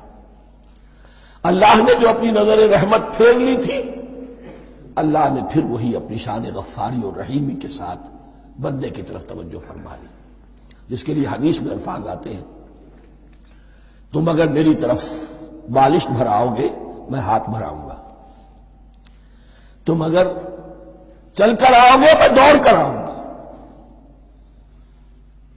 ہم تو مائل بکرم ہے کوئی سائل ہی نہیں، راہ دکھلائیں کسے رہنے میں منزل ہی نہیں۔ وہ تو تواب ہے، بس فرق یہ ہے کہ تابہ بندے کے لیے ہوگا تو الہ ہوگا، تابہ الہ، انی تبت الیک، اور جب اللہ کی طرف سے ہوگا تابہ علیہ، وہ اعلیٰ ہوگا، اس پر توبہ کی، یعنی اللہ کی بلند شان ہے تو انسان توبہ کرتا ہے تو اس کی طرف توبہ کرتا ہے، اللہ کی شان کیا ہے؟ وہ توبہ کرتا ہے تو بندے پر اعلیٰ، فتاب علیہ انہ هو التواب الرحیم۔ قلنا اہبطوا منہا جمیعا، ہم نے کہہ دیا اتر جاؤ اس سے تم سب کے سب، فإما یاتینکم منی ھدی، اب یہاں لفظ آیا اہبطوا، یہاں بھی پہلے بھی آیا ہے۔ جو حضرات یہ سمجھتے ہیں کہ تخلیق آدم آسمانوں پر ہوئی ہے اور جنت بھی وہ آسمان میں ہے جہاں رکھے گئے تھے، آزمائشی یا ٹریننگ یا ڈیمانسٹریشن والی جنت، وہ یہاں حبوط کا ترجمہ کریں گے کہ آسمان سے زمین پر اترنے کا حکم دیا گیا۔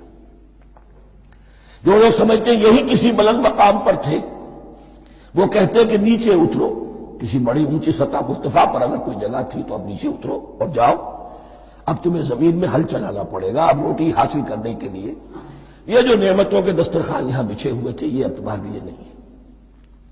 اس کے لیے اس معنی میں اس لفظ کا استعمال جو ہے وہ آ جائے گا آگے چل کر اسی سورہ بقرہ کے اندر، کہ اس معنی میں بھی سورہ بقرہ کے 7ویں رکوع میں یہ لفظ استعمال ہوا ہے، تو امکان اس کا بھی ہے۔ بس اس سے آگے ادھر یا ادھر کی زیادہ بحث کرنے کا یہ موقع دورہ ترجمہ قرآن میں نہیں ہے۔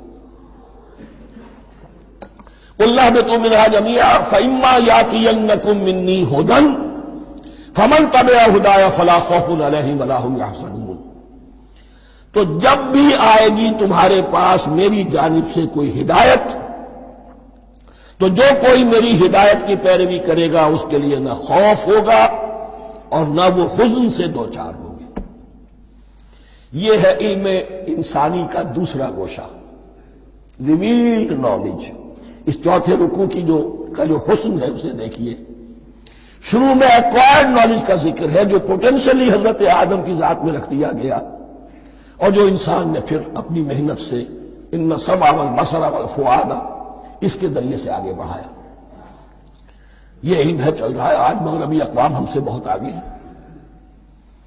کبھی ایک زمانے میں مسلمان آگے نکل گئے تھے، لیکن ظاہر بات ہے کہ اس دنیا میں عروج تو انہی کو ہوگا جو ان چیزوں میں سب سے زیادہ جس کی آگہی حاصل ہوگی۔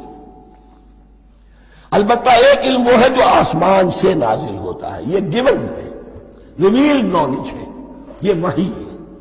فَإِمَّا يَأْتِيَنَّكُم مِّنِّي هُدًى، تمہارے مقام خلافت کا تقاضا یہ ہے جو احکام ہمارے آئے، جو ہدایات ہم بھیجیں ان کو تو پوری طریقے سے اس کی پیروی کرو۔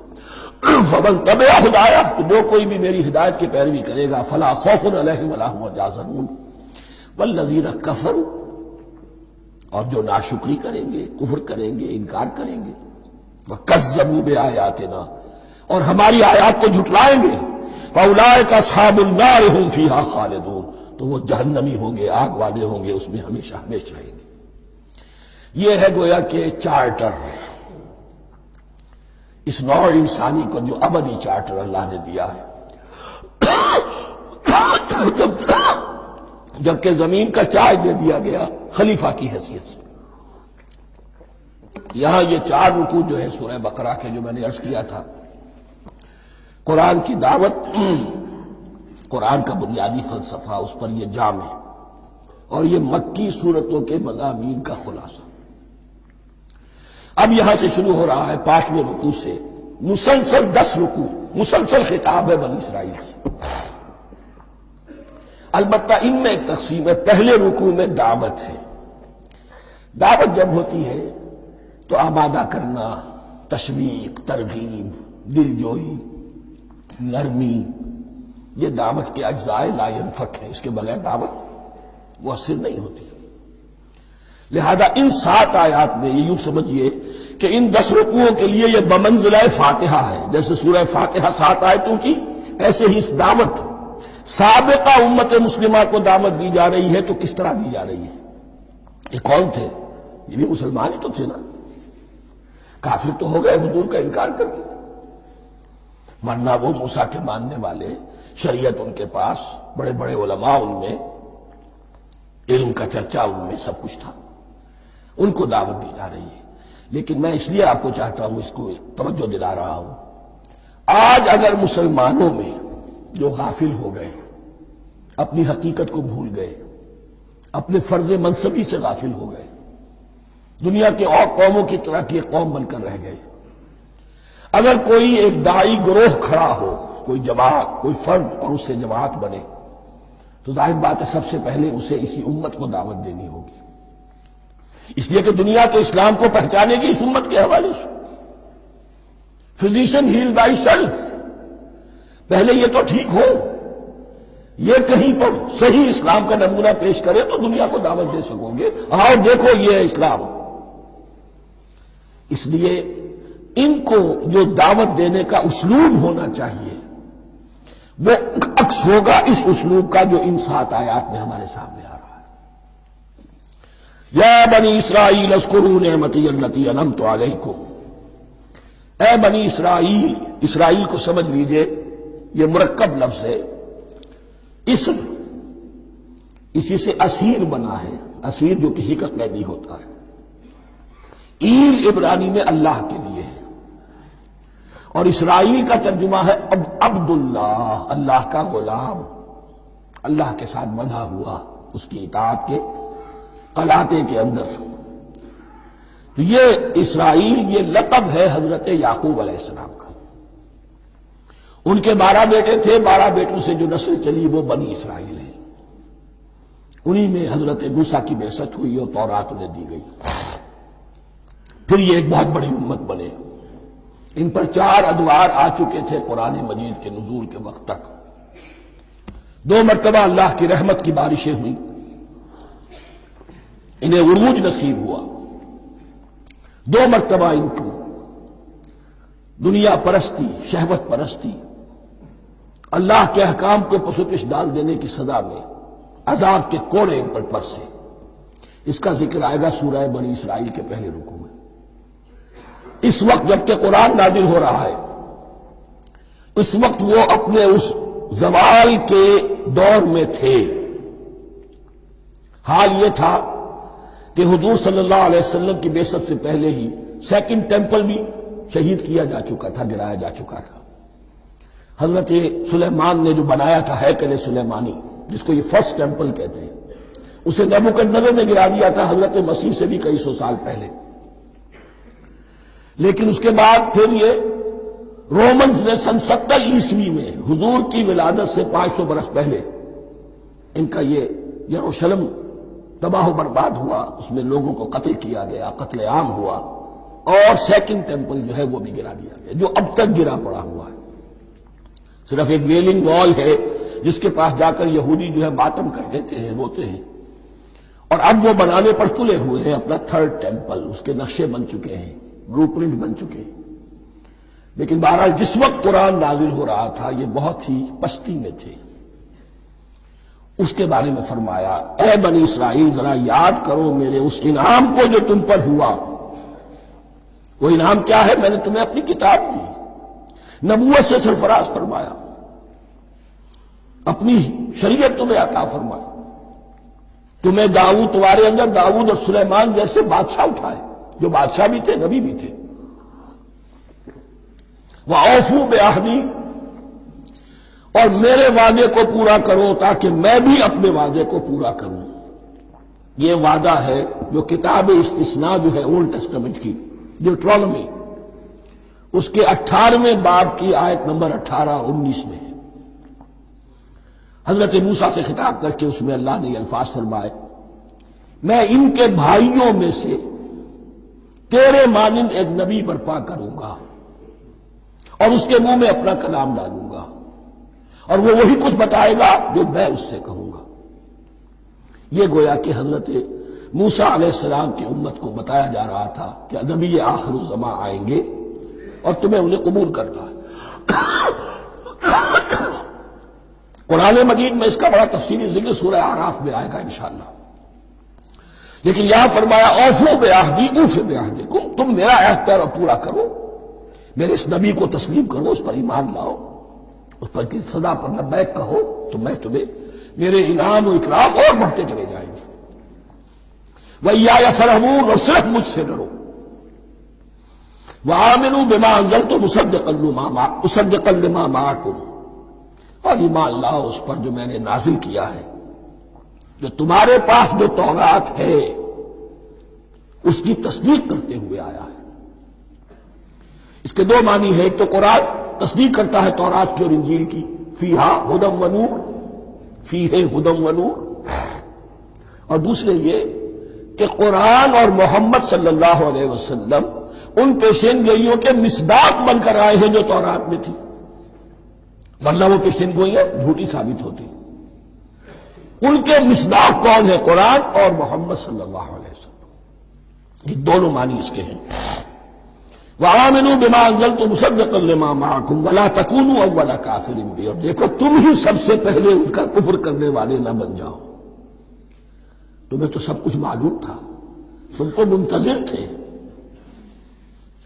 تم تو آخری نبی کے انتظار میں تھے اور ان کے حوالے سے دعائیں کیا کرتے تھے کہ اللہ اس نبی آخر الزمان کے واسطے سے ہماری مدد فرما اور کافروں کے مقابلے میں ہمیں فتح عطا فرما۔ یہ آئے گا آگے چل کر اسی سورہ بقرہ کے اندر۔ لیکن اب تم ہی سب سے بڑھ کر کافر ہو گئے، تم ہی سب سے بڑھ کر دشمن ہو گئے۔ وَلَا تَكُونُوا أَوَّلَ كَافِرٍ بِهِ وَلَا تَشْتَرُوا بِآيَاتِي ثَمَنًا قَلِيلًا، اور دیکھو میری ان آیات کے عوض حقیر سی قیمت قبول نہ کرو۔ یہ آیات الہیہ ہیں، ان کو رد کر رہے ہو، کس لیے؟ ہماری مسندیں، ہماری حیثیت،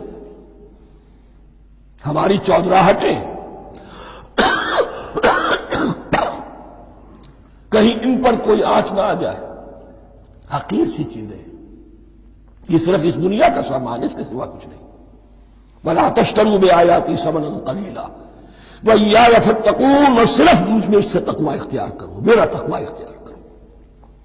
وَلَا تَلْبِسُوا الْحَقَّ بِالْبَاطِلِ وَتَكْتُمُوا الْحَقَّ وَأَنْتُمْ تَعْلَمُونَ، اور نہ گڈمڈ کرو حق کے ساتھ باطل کو، اور مت چھپاؤ حق کو، ذرا حالانکہ تم جانتے ہو. یہ بات اچھی طرح نوٹ کرنی ہے. جانتے بوجھتے کرنا، ایک ہے مغالطے میں کرنا، وہ ضلالت ہے، گمراہی ہے. ایک جان بوجھ کر کرنا، حق کو پہچان کر اسے رد کرنا، یہ پھر اللہ تعالیٰ کے غضب کو دعوت دینا ہے. ریت آف اللہ، اس کے غضب کو دعوت دینا ہے کہ حق کو پہچان کر اس کی نفی کی جائے. وَأَنْتُمْ تَعْلَمُونَ. علماء یہود قرآن مجید میں آگے چل کر آئے گا ایسے پہچانتے تھے محمد کو اور قرآن کو جیسے اپنے بیٹوں کو، یعرفونہ کما یعرفون ابناہم، ایسے پہچانتے جیسے اپنے بیٹوں کو. وَأَقِیمُوا الصَّلَاةَ وَآتُوا الزَّکَاةَ، دیکھو نماز قائم کرو، زکوٰۃ ادا کرو. وَارْکَعُوا مَعَ الرَّاکِعِینَ، اور جھکنے والوں کے ساتھ جھکو. یہ اول تو رکوع کو انہوں نے اپنے ہاں سے خارج کر دیا تھا، ثانیاً باجماعت نماز ان کے ہاں ختم ہو گئی تھی. وَارْکَعُوا مَعَ الرَّاکِعِینَ، جماعت باجماعت نماز کی طرف اشارہ ہے. أَتَأْمُرُونَ النَّاسَ بِالْبِرِّ وَتَنْسَوْنَ أَنفُسَكُمْ، کیا تم لوگوں کو نیکی کا حکم دیتے ہو، تقوی کی، پارسائی کی تعلیم دیتے ہو؟ میں کہہ رہا ہوں کہ اصل میں مخاطب کون ہے؟ علماء یہود. اس آیت سے ثابت ہو گیا عالم ہمارا بھی جب بھی کھڑا ہوگا اونچے سے اونچا آواز کہے گا، اعلیٰ سے اعلیٰ بات کہے گا. اکثر و بیشتر کا حال یہ ہے کہ ان کا اپنا کردار دیکھیے تو کوئی مناسبت ہی نہیں اس سے کہ جو وہ آ رہا ہے، جو لوگوں کو دعوت دے رہا ہے اس پر خود عمل نہیں. تو یہی در حقیقت علماء یہود کا کردار بن چکا تھا. أَتَأْمُرُونَ النَّاسَ بِالْبِرِّ وَتَنْسَوْنَ أَنفُسَكُمْ، کیا تم لوگوں کو نیکی کا حکم دیتے ہو اور خود اپنے آپ کو بھول جاتے ہو. وَأَنْتُمْ تَتْلُونَ الْكِتَابَ، اور یہ سب کچھ تم کر رہے ہو اس حال میں کہ کتاب پڑھتے بھی ہو، تورات پڑھتے ہو، صاحب تورات ہو. ہمارے بھی بہت سے علماء کا، علماء سو جنہیں ہم کہتے ہیں، حال یہ ہو چکا ہے. خود بدلتے نہیں، قرآن کو بدل دیتے ہیں. ہوئے کس درجہ فقیہان حکم بے توفیق.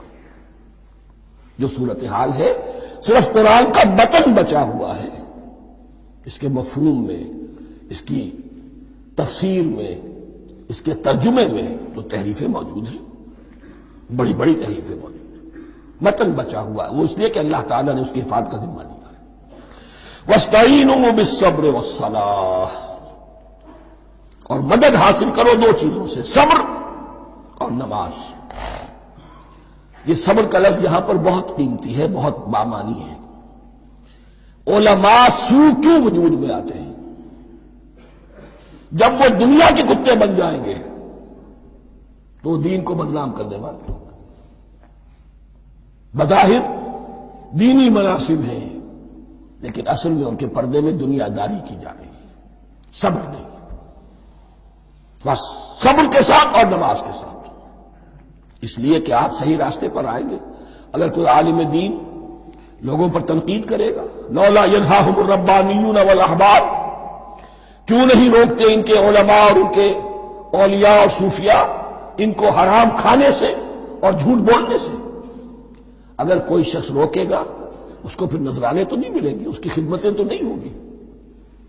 اگر تو دنیا میں صبر اختیار کرنا ہے تب تو آپ حق بات کہہ سکتے ہیں، اور اگر دنیاوی ایمبیشنز ہیں تو پھر آپ کو کہیں نہ کہیں کمپرومائز کرنا پڑے گا. وَاسْتَعِینُوا بِالصَّبْرِ وَالصَّلَاةِ، صبر اور نماز. وَإِنَّهَا لَكَبِیرَةٌ، اور یقیناً یہ بہت بھاری شے ہے، بہت بھاری شے ہے. عام طور پر خیال یہ ہے کہ انہا کی ضمیر صرف صلاۃ کی طرف جاتی ہے، نماز بہت بھاری ہے. ایک رائے یہ ہے کہ نہیں، یہ پورے طرز عمل کی طرف جا رہی ہے. یہ طرز عمل کہ خود صبر کرو، اس دنیا میں صبر کرو، دنیا اور دنیا کے متعلقات میں کم سے کم پر قانے ہو جاؤ اور حق کا بول بالا کرنے کے لیے میدان میں آ جاؤ. یہ طرز عمل، اور اس میں پھر نماز، الصلاۃ و عماد الدین. وَإِنَّهَا لَكَبِیرَةٌ إِلَّا عَلَى الْخَاشِعِینَ، یہ یقیناً بہت بھاری چیز ہے، یہ روش، یہ رویہ بھی بہت بھاری اور نماز بھی بہت بھاری ہے، سوائے ان خشوع رکھنے والوں کے، ڈرنے والوں کے، جن کے دل جھک گئے ہیں اللہ کے سامنے۔ الذین یظنون انہم ملاقو ربہم، جنہیں یہ یقین ہے کہ انہیں اپنے رب سے ملاقات کرنی ہے، جیسا کہ میں نے شروع میں توجہ دلائی تھی، وبالآخرۃ ہم یوقنون، یہ ایمان بالآخرت ہے جو انسان کو سیدھا رکھتا ہے عمل کے میدان میں۔ الذین یظنون انہم ملاقو ربہم وانہم الیہ راجعون، اور جنہیں یہ یقین ہے کہ بالآخر اسی کی طرف ہمیں لوٹنا ہے۔ یا بنی اسرائیل اذکروا نعمتی التی انعمت علیکم وانی فضلتکم علی العالمین واتقوا یوما لا تجزی نفس عن نفس شیئا ولا يقبل منها شفاعة ولا یؤخذ منها عدل ولا هم ینصرون۔ صدق اللہ العظیم۔ رب اشرح لي صدری ویسر لي امری واحلل عقدۃ من لسانی یفقهوا قولی۔ جیسا کہ میں نے عرض کیا تھا، سورہ بقرہ کے 5ویں رکوع سے اور 14ویں رکوع تک تو مسلسل، بلکہ 15ویں رکوع کی بھی پہلی 2 آیات شامل کرنی ہوں گی۔ یہ 10 رکوعوں سے 2 آیات زائد ہیں کہ جن میں خطاب کل کا کل بنی اسرائیل سے ہے۔ البتہ اس میں یہ فرق ہے کہ پہلا رکوع جو ہے وہ ان کو دعوت پر مشتمل ہے، نبی اکرم صلی اللہ علیہ وسلم پر ایمان لانے کی پرزور دعوت۔ بقیہ یہ 9 رکوع جو ہے یہ ان پر فرض قرارداد جرم ہے جو عائد کی جا رہی ہے۔ ہم نے تمہارے ساتھ یہ احسان و اکرام کیا، تم پر یہ فضل کیا، یہ کرم کیا، تمہیں یہ حیثیت دی، تمہیں یہ مقام دیا، تم نے اس طور سے اپنے اس مشن کی خلاف ورزی کی، اپنے مقام اور مرتبے کو چھوڑ کر اور دنیا پرستی اختیار کی۔ یہ جو 9 رکوع ہیں ان میں بنی اسرائیل کی تاریخ کا تو جو سمجھیے کہ ایک بہت بڑا حصہ اور نمایاں اس کے فیچرز آئیں گے، لیکن یہ سمجھ لیجئے کہ اصل میں یہ امت مسلمہ کو بھی ایک پیشگی تنبیہ ہے کہ کوئی مسلمان امت جب بگڑتی ہے تو یہ چیزیں اس میں آ جاتی ہیں۔ چنانچہ احادیث موجود ہیں حضور کی، لَيَأْتِيَنَّ عَلَىٰ أُمَّتِي مَا أَتَىٰ عَلَىٰ بَنِي إِسْرَائِيلَ حَسْبَ النَّعْلِ بِالنَّعْلِ، میری امت پر بھی وہ سب حالات وارد ہوں گے جو بنی اسرائیل پر آئے، بالکل ایسے جیسے ایک جوتی دوسری جوتی سے مشابہ ہوتی ہے۔ ایک اور حدیث میں فرمایا لَتَتَّبِعُنَّ سُنَنَ مَن قَبْلِكُمْ، تم لازماً اپنے سے پہلوں کی پیروی کرو گے۔ اور اس میں اس حد تک بھی آپ نے وضاحت کر دی کہ اگر وہ سابق امت مسلمہ، سابق امت، اگر وہ گوہ کے بل میں گھسی تھی تم بھی گھسو گے، اور اگر ان میں کوئی بدبخت ایسا اٹھا جس نے اپنی ماں سے زنا کیا تو تم میں سے بھی کوئی شقی ایسا ضرور اٹھے گا جو یہ حرکت کرے گا۔ اس اعتبار سے ان رکوعوں کو پڑھتے ہوئے یہ نہ سمجھیے یہ اگلوں کی داستان ہے، پچھلوں کی کہانیاں ہیں، نہیں۔ خوش طرح باشد کے سر دل براں، گفت آیت در حدیث دیگراں، یہ ہمارے لیے ایک آئینہ ہے اور ہمیں ہر مرحلے پر سوچنا ہوگا، دروبینی کرنی ہوگی، انٹروسپیکشن، کہ کہیں اسی گمراہی میں ہم مبتلا تو نہیں، دیکھتے جائیے گا۔ دوسرا نقطہ پہلے سے یہ سمجھ لیجئے، یہ جو 2 آیتیں میں نے 6 رکوع کی تلاوت کی ہیں، بعین ہی یہی 2 آیتیں 15ویں رکوع میں آئیں گی، اور اس کو یوں سمجھیے کہ یہ 2 بریکٹس ہیں، 9 رکوعوں کا مضمون ان 2 بریکٹس کے درمیان ہے۔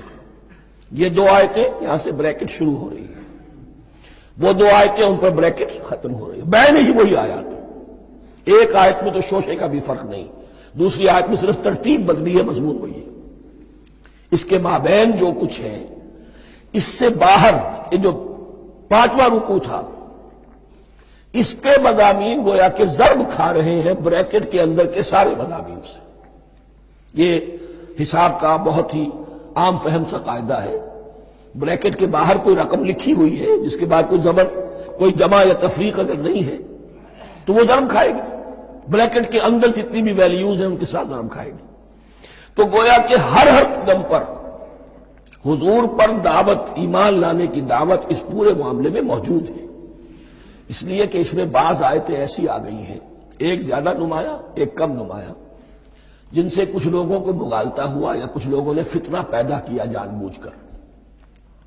یہ فتنہ ایک بار پیدا ہوا تھا اکبر کے زمانے میں دین الہی کی شکل میں، کہ صرف خدا کو مان لینا، آخرت کو مان لینا اور نیک اعمال کرنا نجات کے لیے کافی ہے، کسی رسول پر ایمان لانا ضروری نہیں ہے۔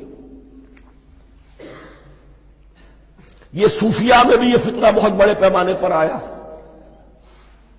مسجد مندر ہکڑو نور، مسجد میں اور مندر میں ایک ہی نور ہے، سب مذاہب ایک ہی ہے، سارا فرق جو ہے شریعتوں کا ہے، عبادت کی ظاہری شکل کا ہے، وہ ہے رسولوں سے متعلق۔ رسولوں کو بیچ میں سے نکال دیجئے تو یہ دین الہی رہ جائے گا، اللہ کا دین۔ اتنا بڑا فتنہ تھا کہ جب ہندوستان میں سیاسی اعتبار سے، حکومت کے اعتبار سے مسلمانوں کا اقتدار چوٹی پر تھا، کلائمیکس پر، اکبر اعظم، اس وقت یہ دین الہی کا فتنہ اٹھا کہ دین محمدی کا اب دور ختم ہو گیا، وہ 1000 سال کے لیے تھا، 1000 سال پورے ہو گئے، اب الف ثانی ہے، دوسرا 1000 سال ہے، اس کے لیے نیا دین ہے، اسے دین اکبری بھی کہا گیا اور دین الہی بھی کہا گیا۔ اور اس میں ایک آیت آئے گی جس سے استدلال کیا ہے کچھ لوگوں نے۔ اس صدی میں پھر یہ فتنہ اٹھا تھا گاندھی کے فلسفے کے ذریعے سے، اور ایک بہت بڑا نابغہ انسان مسلمانوں میں سے، بہت بڑا نابغہ، جینیس، ابو الکلام آزاد، وہ بھی اس فتنے کا شکار ہو گیا۔ متحدہ قومیت، چنانچہ گاندھی اپنی پرارتھنا میں کچھ قرآن کی تلاوت بھی کراتا تھا، کچھ گیتا بھی پڑھواتا تھا، کچھ اپنشدوں سے، کچھ بائبل سے، کچھ گرو گرنتھ سے۔ معلوم ہو یہ سب ٹھیک ہے، سب ایک ہے، سب لوگوں کو ایک ہونا چاہیے، ایک قوم ہونا چاہیے۔ مذہب تو انفرادی معاملہ ہے، کوئی مسجد میں چلا جائے، کوئی مندر میں چلا جائے، گردوارے میں چلا جائے، کوئی چرچ میں چلا جائے، کوئی سینیگاگ میں چلا جائے، کیا فرق واقع ہوتا ہے؟ اس کا توڑ یہی ہے کہ سمجھ لیجئے یہ جو 7 آیتیں ہیں 5ویں رکوع کی، یہ ہے بریکٹ کے باہر، اور یہ ضرب کھا رہی ہے مسلسل۔ اس بریکٹوں کے درمیان جتنی بھی مضمون آ رہا ہے وہ سب ان کے تابع ہوگا۔ گویا کہ جہاں تک حضور پر ایمان لانے کا معاملہ ہے وہ انڈرسٹوڈ سمجھا جائے گا، مقدر سمجھا جائے گا ہر مرحلے پر ان 2 بریکٹوں کے مابین۔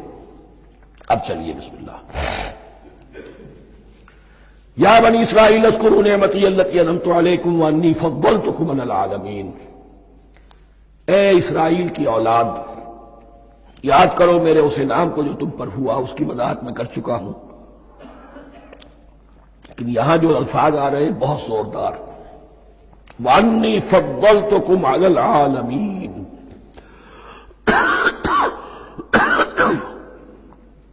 میں نے تمہیں فضیلت عطا کی تمام جہانوں پر۔ یہاں ایک قاعدہ نوٹ کر لیجئے، عربی نحو کا قاعدہ یہ ہے کہ کہیں ظرف جس میں کوئی شے ہے، ظرف کی جمع لے لیتے ہیں، مراد ہوتا ہے مظروف، ظرف کے اندر جو شے ہے اس کی جمع۔ تمام جہانوں پر فضیلت، کیا فرشتوں پر بھی فضیلت؟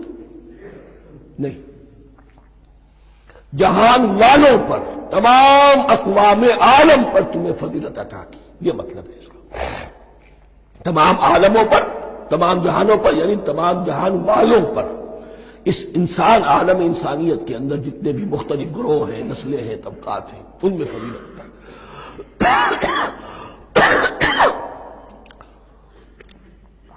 واتقوا یوما لا تجزی نفس عن نفس شیئا۔ میں عرض کر چکا ہوں، اب تیسری مرتبہ پھر عرض کر رہا ہوں، اصل شے آخرت، محاسبہ آخرت۔ یہ مستحضر ہوگا تو انسان سیدھا رہے گا، اس میں کمزوری آ جائے، ضعف آ جائے تو باقی ایمان باللہ، ایمان بالرسالت، یہ نہ معلوم کیا کیا شکلیں اختیار کر لیں۔ دیکھیے اس آیت کے اندر 4 اعتبارات سے محاسبہ آخرت کا زور ہے۔ واتقوا یوما، ڈرو اس دن سے، لا تجزی نفس عن نفس شیئا، جس دن کوئی جان کسی دوسرے کے کام نہ آ سکے گی۔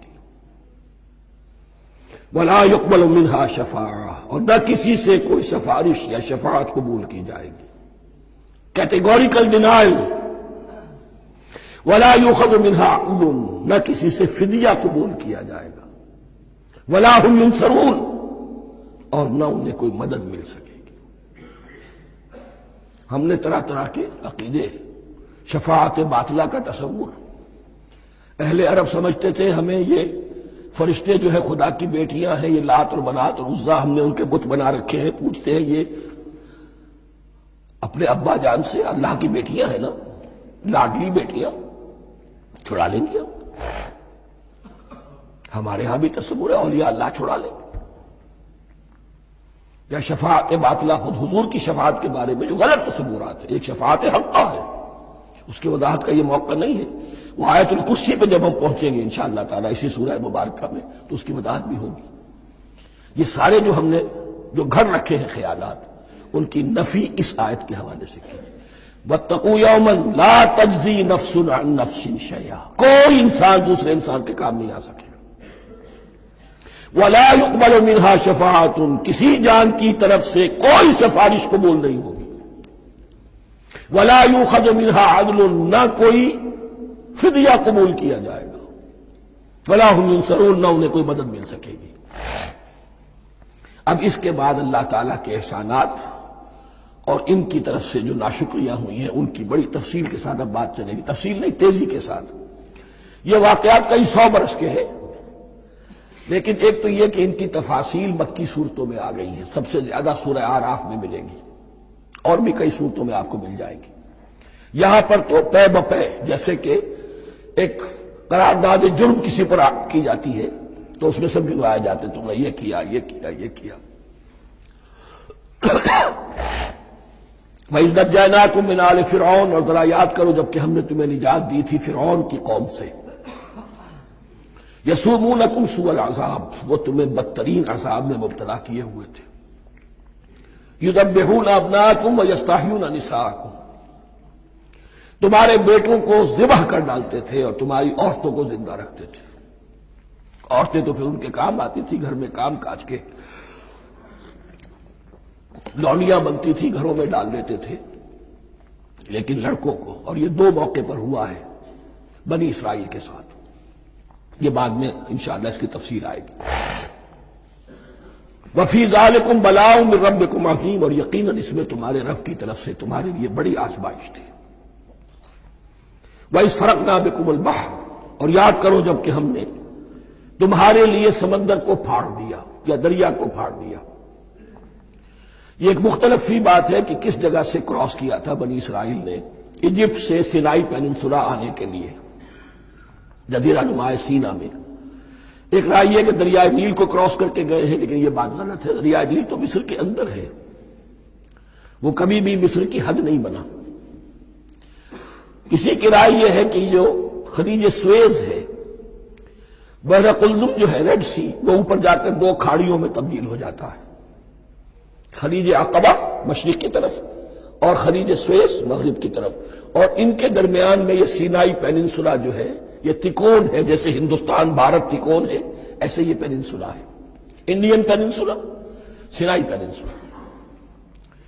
اور یہ سویز کینال تو بعد میں بنی ہے، خلیج سویز اور میڈیٹرینین بحیرہ روم کے درمیان یہ کچھ چھوٹی چھوٹی، اگرچہ چھوٹی تھی سمندر کے لحاظ سے، بہت بڑی بڑی جھیلیں تھیں، اور ان جھیلوں ہی کو پھر جوڑ جوڑ کر درمیان میں جو خشکی تھی اس کو کاٹ کر سویز کینال بنائی گئی ہے۔ تو اب تو یہ ایک مسلسل ایک رابطہ ہے، لیکن معلوم ہوتا ہے کہ یا تو خلیج سویز کو کراس کیا ہے حضرت موسیٰ علیہ السلام نے، اور یہی میری رائے زیادہ یہی ہے، اس لیے کہ کوہ طور جو ہے وہ اس پیننسولا کی ٹپ پر ہے، نیچے ہے یہاں، جہاں پر بھی ان کا قیام رہا، اور جہاں پھر حضرت موسیٰ کو 40 دن کے لیے کوہ طور پر بلا کر اور پھر انہیں تورات دی گئی ہے۔ تو معلوم ہوتا ہے کہ جو خلیج سویز ہے اسے کراس کیا ہے۔ کراس کس طرح کیا ہے کہ حضرت موسیٰ کے عصا کی ایک ضرب سے سمندر پھٹ گیا، فَكَانَ كُلُّ فِرْقٍ كَالطَّوْدِ الْعَظِيمِ، دونوں طرف چٹانوں کے مانند پہاڑ کی طرح جو ہے وہ سمندر کھڑا ہو گیا، اس کے راستے سے یہ نکل گئے۔ اور پھر جب فرعون اور اپنا لشکر لے کر جب آیا ہے اس نے سوچا ہم بھی نکل جائیں، وہ غرق ہو گئے، اس لیے کہ دونوں طرف کا پانی آپس میں مل گیا۔ یہ تھی کیفیت، اور معجزانہ کیفیت تھی، یہ کوئی فطرت کے یا نیچر کے اصول کے مطابق بات نہیں تھی، اور میں عرض کر چکا ہوں، آپ کو بتا چکا ہوں معجزہ کسے کہتے ہیں۔ وَإِذْ فَرَقْنَا بِكُمُ الْبَحْرَ فَأَنْجَيْنَاكُمْ، جب ہم نے تمہارے لیے یا تمہارے ساتھ سمندر کو پھاڑ دیا، تمہارے لیے، تمہارے گزرگاہ بنانے کے لیے، تو تمہیں تو نجات دے دی۔ وَأَغْرَقْنَا آلَ فِرْعَوْنَ وَأَنْتُمْ تَنظُرُونَ، اور تمہاری نگاہوں کے سامنے فرعون کے لاؤ لشکر کو غرق کیا، تم دیکھ رہے تھے، یہ گزر چکے تھے، اس ساحل پر کھڑے ہیں، ادھر سے یہ داخل ہوئے ہیں اور پانی دونوں طرف سے آ کر مل گیا اور یہ غرق ہو گئے۔ وَإِذْ وَعَدْنَا مُوسَىٰ 40 لَيْلَةً، اور یاد کرو پھر جب کوہ طور پر ہم نے موسیٰ کو 40 دن کے لیے بلایا۔ ثُمَّ اتَّخَذْتُمُ الْعِجْلَ، ان کی غیر حاضری میں تم نے بچھڑے کی پرستی شروع کر دی، اسے معبود بنا لیا، من بعدہ، اس کی غیر موجودگی میں، وَأَنْتُمْ ظَالِمُونَ، تم بہت بڑا ظلم تھا جس کا ارتکاب کیا۔ إِنَّ الشِّرْكَ لَظُلْمٌ عَظِيمٌ، عظیم ترین ظلم جو ہے وہ شرک ہے، اور شرک جلی کی یہ شکل کہ بچڑے کو پوج رہے۔ ثُمَّ عَفَوْنَا عَنْكُمْ مِنْ بَعْدِ ذَلِكَ، پھر ہم نے تمہیں اس کے بعد بھی معاف کیا، یہ ہمارا کرم رہا ہے، ہماری رحمت رہی۔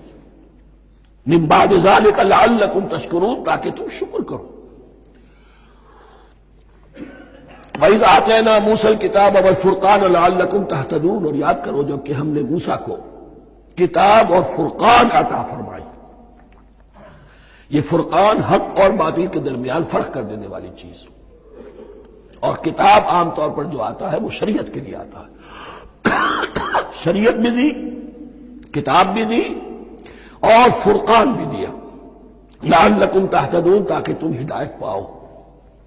وَإِذْ قَالَ مُوسَىٰ لِقَوْمِهِ، اور یاد کرو جب کہ کہا تھا موسیٰ نے اپنی قوم سے، یا قوم انکم ظلمتم انفسکم باتخاذکم العجل، اے میری قوم کے لوگوں، یقیناً تم نے اپنے اوپر بڑا ظلم کیا ہے بچڑے کو معبود بنا کر۔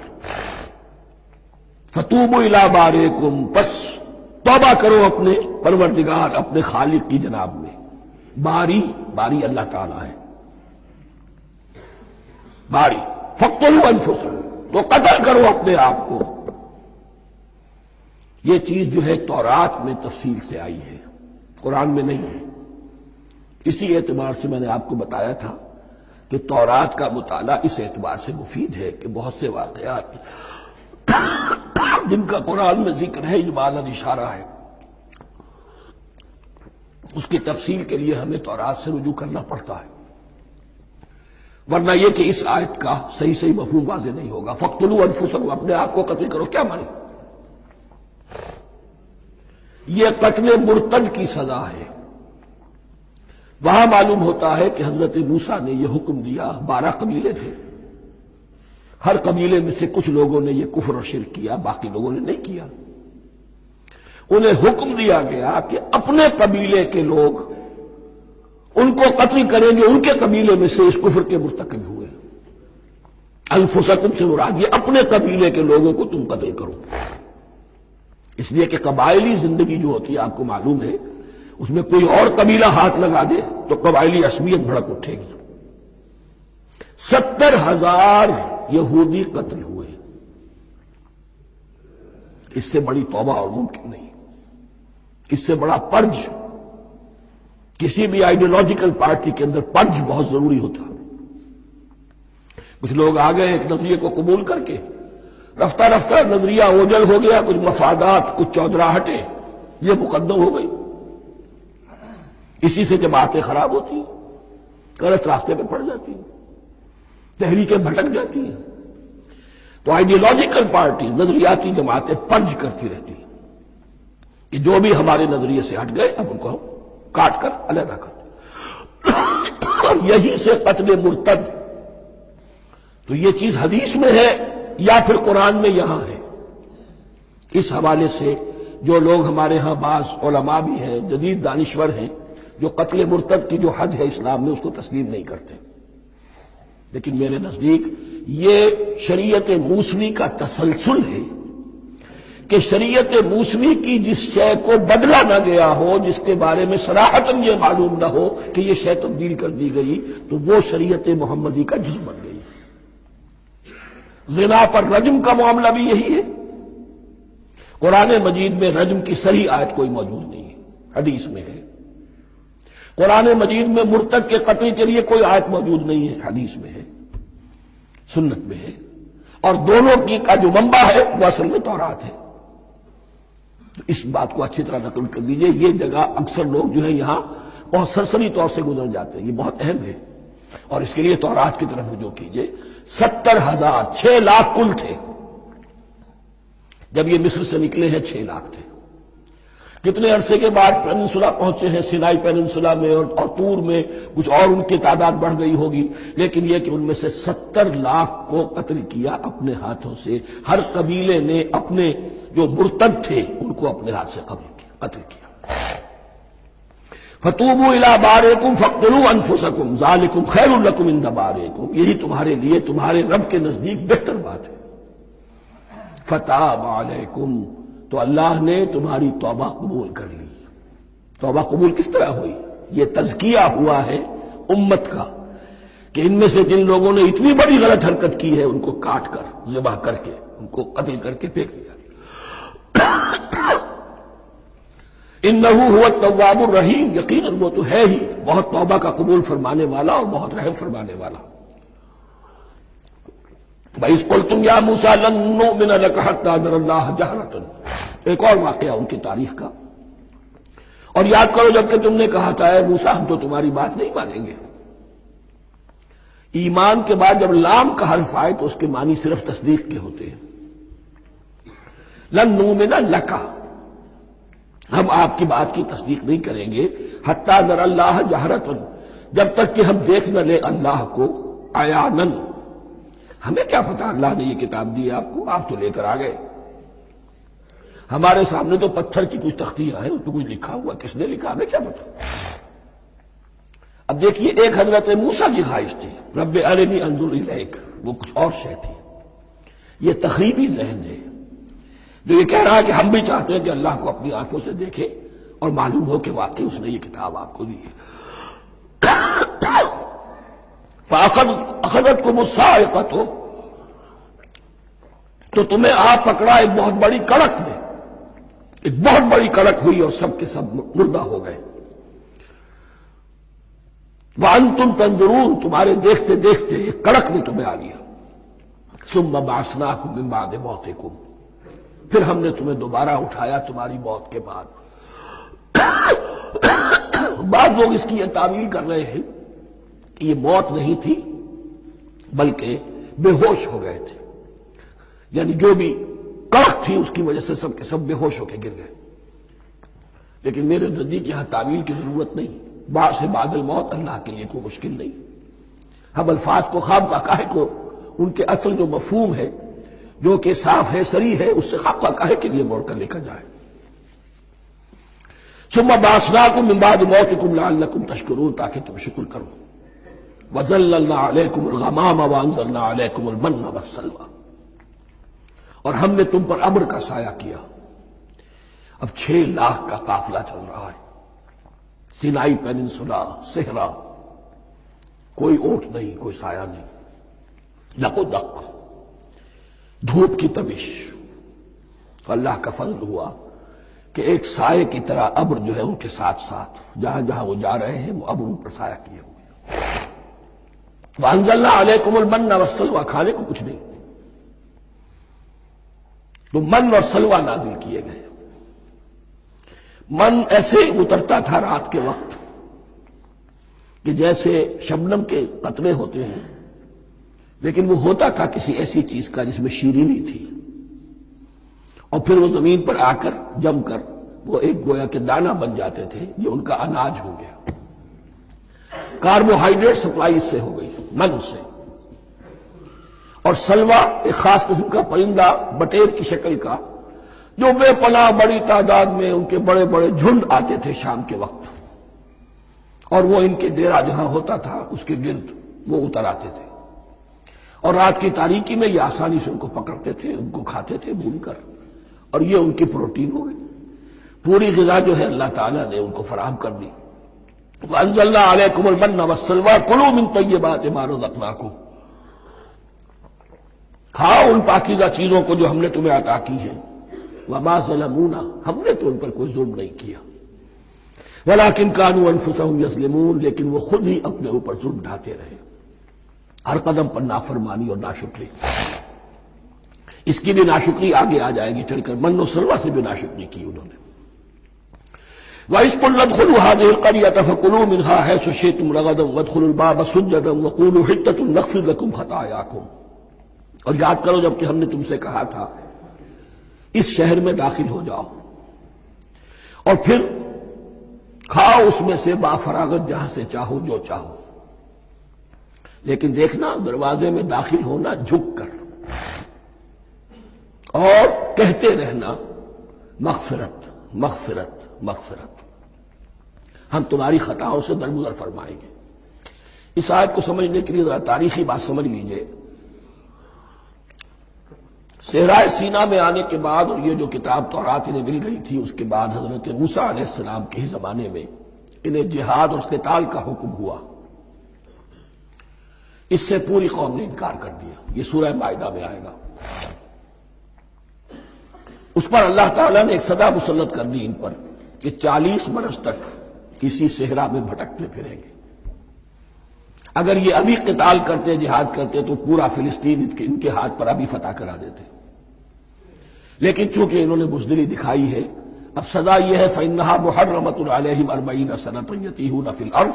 اب 40 برس تک یہ اسی صحرا میں بھٹکتے پھریں گے، اور ارض فلسطین جو ان کے لیے ارض موعود تھی وہ ان پر حرام کر دی گئی 40 سال کے لیے. اس 40 سال کے عرصے میں حضرت موسیٰ کا بھی انتقال ہو گیا، حضرت ہارون کا بھی ہو گیا، اور اس عرصے میں ایک نئی نسل پیدا ہوئی. وہ جو غلامی کا داغ اٹھائے ہوئی نسل آئی تھی مصر سے، جن کے اندر مورل کیریکٹر جو ہے وہ بہت کمزور ہو جاتا ہے، غلامی کا یہ اثر ہوتا ہے.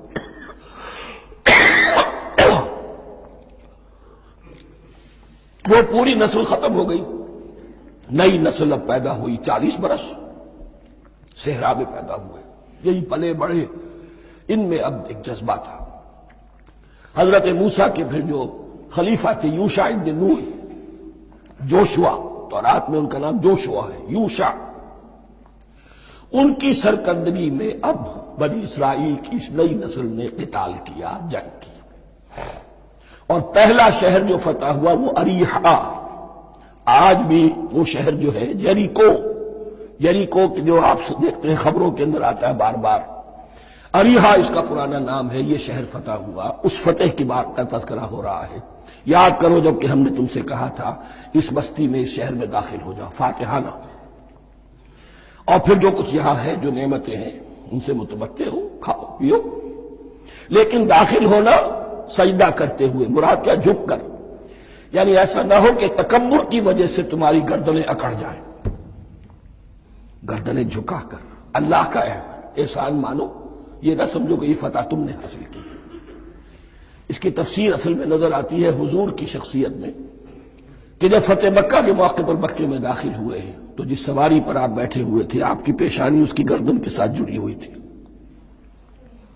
یہ وقت ہوتا ہے جبکہ تکبر اور تعلی، فاتح کی حیثیت سے آنا. اور بندہ مومن کے لیے یہی وقت ہے تواضع کا، جھکنے کا. وَقُولُوا حِطَّةٌ، حتیٰ یہود تو کہتے ہیں جھاڑ دینے کو. تو اس کے معنی کیا ہے؟ اے اللہ ہمارے گناہ جھاڑ دے، مغفرت، اے اللہ ہمیں مغفرت، ہماری مغفرت فرما، جو خطائیں ہو گئی بخش دے. قولوا حِطَّةٌ، تمہاری زبان پر استغفار ہونا چاہیے، تمہاری گردنیں جھکی ہوئی ہونی چاہیے. نغفر لکم خطایاکم، اگر تم اس پر عمل کرو گے ہم تمہاری خطائیں جو ہیں انہیں معاف فرما دیں گے. وسنزید المحسنین، اور جو تم میں محسن ہوں گے انہیں اور بھی زیادہ دیں گے، اور انعام و اکرام آئیں گے.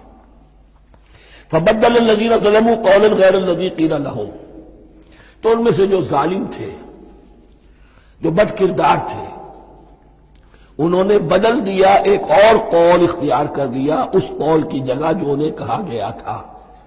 کہا گیا تھا حطہ، انہوں نے کہنا شروع کیا ہنتا ہنتا، ہمیں تو گیہوں چاہیے گیہوں چاہیے. یہ بعد میں ابھی آ جائے گا اگلے رکوع کے اندر کہ من و سلوا سے ان کی طبیعتیں بھر گئی تھی ایک ہی چیز کھا کھا کے. اب وہ کہہ رہے تھے کوئی چیز ہمیں جو ہے زمین کی روئیدگی میں سے پیداوار میں سے، تو وہ ان کے زبان پر انہوں نے مذاق اڑاتے ہوئے گویا کہ حضرت موسیٰ علیہ السلام کے ذریعے سے حکم ملا ہے، استہزاء کر رہے ہیں. حطۃ کی بجائے حنطۃ. فانزلنا علی الذین ظلموا رجزا من السماء بما كانوا یفسقون. تو جن لوگوں نے یہ حرکت کی تھی ان پر ہم نے آسمان سے ایک بہت بڑا عذاب نازل کیا. تورات سے معلوم ہوتا ہے کہ پلیگ آئی اور جنہوں نے یہ حرکت کی تھی وہ سب کے سب ہلاک ہو گئے یریکو کے اندر. بما كانوا یفسقون، بسبب اس نافرمانی کے جو انہوں نے کی. وَإِذِ اسْتَسْقَىٰ مُوسَىٰ لِقَوْمِهِ فَقُلْ اضْرِب بِّعَصَاكَ الْحَجَرَ. اب یہ پھر سے رائے سیرا کا واقعات آ رہے ہیں.